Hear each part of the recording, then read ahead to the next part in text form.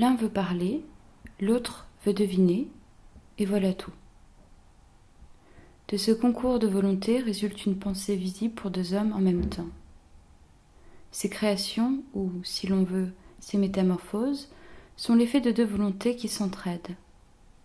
Ainsi, la pensée devient parole, puis cette parole ou ce mot redevient pensée. Une idée se fait matière et cette matière se fait idée, et tout cela est l'effet de la volonté. Les pensées volent d'un esprit à l'autre sur l'aile de la parole. Chaque mot est envoyé avec l'intention de porter une seule pensée, mais, à l'insu de celui qui parle et comme malgré lui, cette parole, ce mot, cette larve, se féconde par la volonté de l'auditeur. Et le représentant d'une monade devient le centre d'une sphère d'idées rayonnantes en tous sens, de sorte que le parleur, outre ce qu'il a voulu dire, a réellement dit une infinité d'autres choses.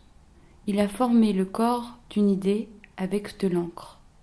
Et mystérieusement, un seul être immatériel contient réellement un monde de ces êtres, de ces pensées.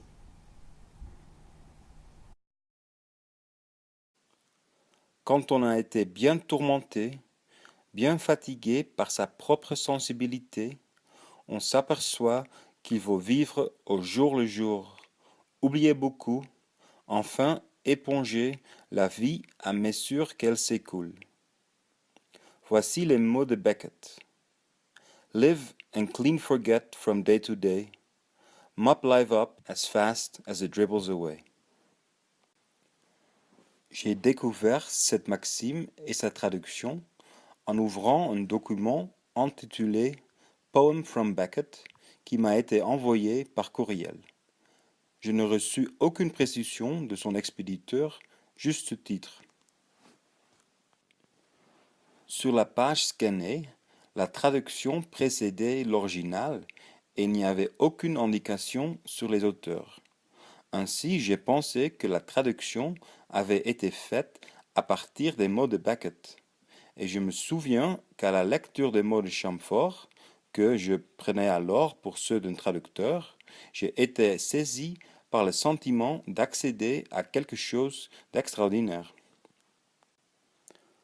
Face à son apport de détails, j'avais l'impression de pouvoir saisir la façon dont le traducteur vivait les mots de Beckett, de voir comment ceux-ci résonnaient en lui.